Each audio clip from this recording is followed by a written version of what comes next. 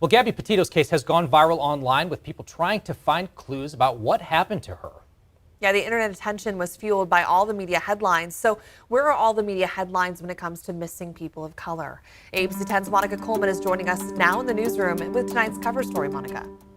Gabby's case has also brought up the question online of which and why certain missing person cases get the attention they do. Study shows oftentimes race plays a factor, and that's how the term missing white woman syndrome was coined.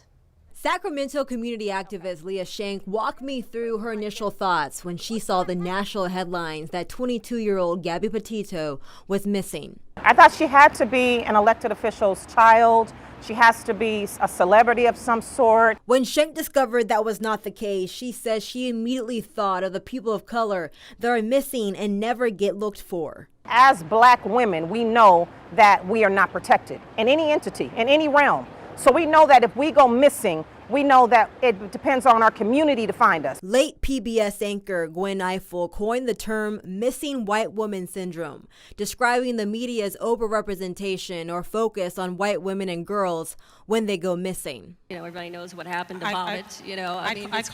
I call it the missing white woman syndrome. If there's a missing white woman, we're going to cover that every day. Danielle Slakoff is an assistant professor of criminal justice at California State University and co-authored a study on the missing white woman syndrome. Slakoff looked at 11 U.S. news outlets and their 4 years worth of stories on missing women and girls. White missing women and girls received more initial coverage, and they received more repeated coverage than Black missing women and girls.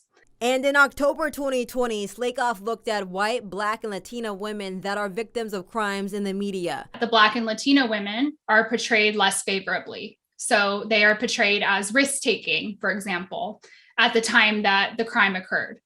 On the flip side, with the white victims, we see descriptions of them being good.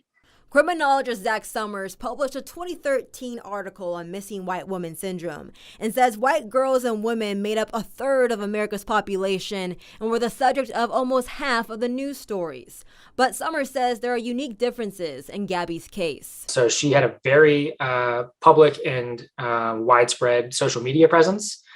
So people were familiar with her there. She documented a lot of her life and this trip on social media.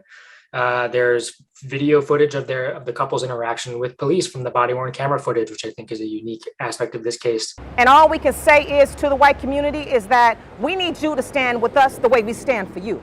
Because we were rallying around the search of Gabby as well. We wanted Gabby to be found, but we also want you to feel that same way about us.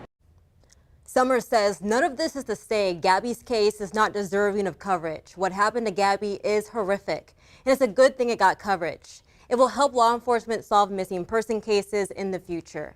But Summers says people of color should get the same coverage when they go missing as well. It shouldn't be one or the other. And a lot of people forget that extra coverage means extra resources. Right. All right. Thank you, Monica.